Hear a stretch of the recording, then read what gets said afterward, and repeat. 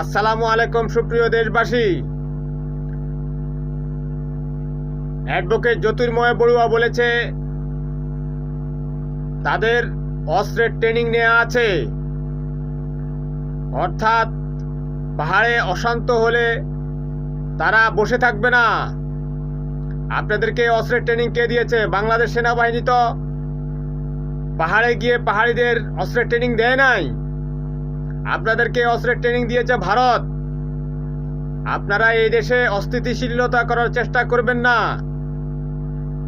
আমাদের সেনাবাহিনীর অফিসার এবং জওয়ানরা বহু বছর থেকে রক্ত দিয়ে শান্তি চুক্তির মাধ্যমে এখানে শান্তি আনয়ন করেছে। আমাদের সেনাবাহিনীর গায়ে হাত দিলে আমরা বসে থাকবো না। আপনারা দেখেছেন আমরা পুলিশের সাজোয়াজানা এবং অস্ত্রের সামনে কিভাবে নিরস্ত্রভাবে লড়াই করেছি। আমরা কিন্তু লড়াই করতে জানি।